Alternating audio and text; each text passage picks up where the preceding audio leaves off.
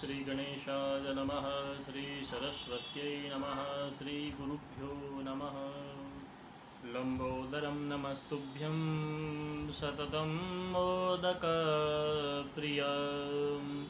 निर्विघ्नं कुरु मे देव सर्वकार्येषु सर्वदा। सत्य ज्ञान ब्रह्म विद्या में आपका स्वागत है। आज मैं 16 संस्कार के बारे में आपको बताने जा रहा हूँ। ये पूरा सीरीज़ है जो 16 संस्कारों के ऊपर रहेगा।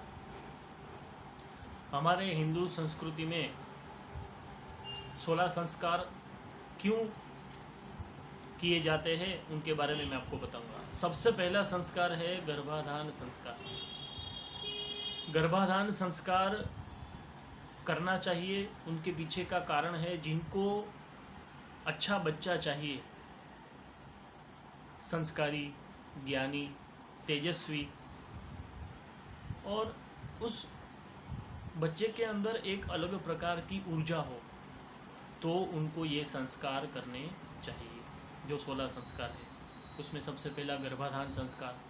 गर्भाधान संस्कार जब हमारी किसी की भी मतलब शादी होती है, उसके बाद जो गृहस्थाश्रम में हम प्रवेश करते हैं, तो उससे पहले आपको एक शादी होने के बाद गर्भाधान संस्कार के अंदर सबसे पहले पूजा करनी है, जिसको गर्भाधान संस्कार बोला जाता है। सबसे पहले गणपति पूजन, पुण्यावाचन, मातृकाओं की पूजा होगी, नांदी श्राद्ध होगा, आयुष्य मंत्र का श्रवण करना है आपको। उसके बाद नांदी श्राद्ध और ब्राह्मणों की पूजा, उसके बाद का विधान जो होता है उसको गर्भाधान कहते हैं। जितने भी संस्कार गर्भाधान है, श्रीमंत है, जातकर्म, नामकरण, अन्नप्राशन, सब जो संस्कार है, सीमंत संस्कार, उसमें सबसे पहले गणपति महाराज की पूजा तो आएगी ही आएगी, मातृका की पूजा तो आएगी ही आएगी, नांदी श्राद्ध तो आएगा ही आएगा। इसीलिए ये तो कंपलसरी ब्राह्मण वर्ण तक पूजा तो करनी ही है सभी संस्कारों में। लेकिन गर्भाधान जो संस्कार है वो जब बच्चा माँ के उदर में आए उससे पहले के संस्कार है। मतलब पति और पत्नी को एकदम पवित्र होना है, ब्रह्मचर्य का पालन करना है और ये संस्कार करने हैं। ये संस्कार करने के बाद दोनों को एक व्रत लेना है। अगर अच्छा तेजस्वी बच्चा चाहिए तो गणपति महाराज का व्रत ले सकते हैं कि 1100 11,000 उनके नाम का जप करेंगे। और जप करने के बाद जब तक आप जप करते हैं तब तक आपको अखंड ब्रह्मचर्य का पालन करना है। और जप करने के बाद दोनों पति पत्नी को दोनों को एक साथ भगवान का स्मरण, नमस्कार करने के बाद अपने जीवन में प्रवेश करना है और भगवान को कहना है कि मुझे अच्छा तेजस्वी बच्चा प्राप्त हो जो हमारे पूरे परिवार का कल्याण करे। ऐसी भावना से गृहस्थाश्रम में आप रहेंगे तो आपको एक दिव्य और अच्छा संतान प्राप्त होगा। इसलिए गर्भाधान संस्कार किए जाते हैं। ये आदिकाल से होता रहता है, क्योंकि ये पूरा एक भगवान ने एक ऐसा सिस्टम बनाया है। क्योंकि जो भी जीव आता है गर्भ के अंदर वो पूर्व जन्म के पाप लेके आता है। अब उनके कितने पाप है कितने नहीं है वो आपको नहीं पता है, तो उसके पाप के निवारण के लिए ये गर्भाधान संस्कार किया जाता है। क्योंकि जो बच्चा होता है ना, जो बालक, वो सबसे पहले पिता के शरीर में रहता है। पिता के शरीर के अंदर वो शक्ति के स्वरूप में वो विराजमान रहता है, लेकिन वहाँ पे उसका विकास नहीं हो सकता। इसीलिए उनको माता के गर्भ में आना पड़ता है। माता के गर्भ के अंदर ही उसका विकास हो सकता है। तो सबसे पहले बच्चा पिता के अंदर विराजमान रहता है। इसीलिए हर एक पिता को चाहिए कि वो ब्रह्मचर्य का पालन करे, अच्छा खाना खाए, जिससे अच्छा पुत्र प्राप्त हो सकता है।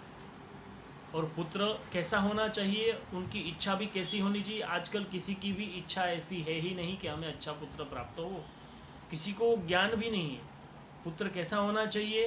पुत्र होना चाहिए प्रहलाद जैसा, पुत्र होना चाहिए ध्रुव महाराज जैसा, पुत्र होना चाहिए महाराणा प्रताप जैसा, पुत्र होना चाहिए छत्रपति शिवाजी जैसा, पुत्र होना चाहिए संभाजी महाराज जैसा, पुत्र होना चाहिए पेशवा बाजीराव जैसा, जो देश का कल्याण करे।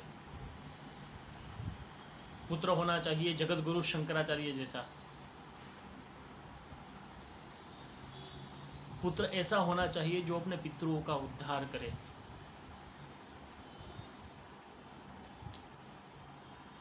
अपने संस्कृति का पालन करे, सनातन धर्म का पालन करे, भगवान का भक्त बने।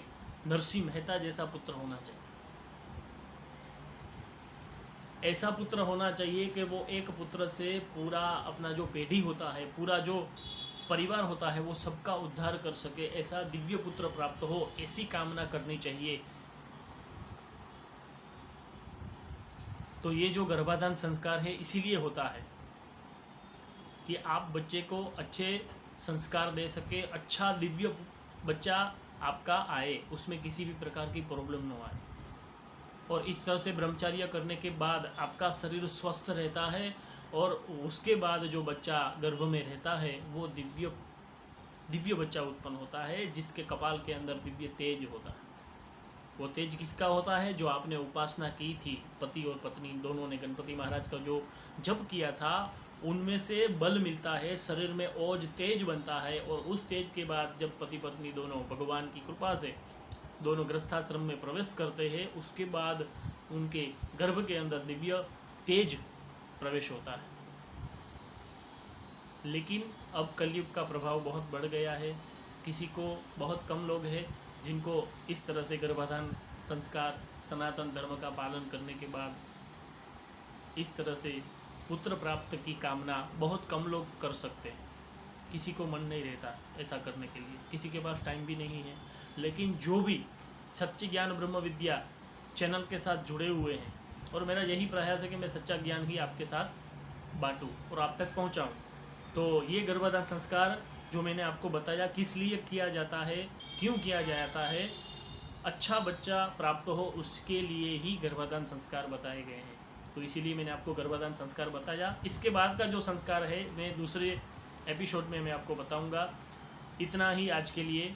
आपको ये गर्भाधान संस्कार का ज्ञान कैसा लगा आप हमें बताइए, और इसी तरह से हमारे इस वीडियो को, ऐसे ही वीडियो को देखते रहिए।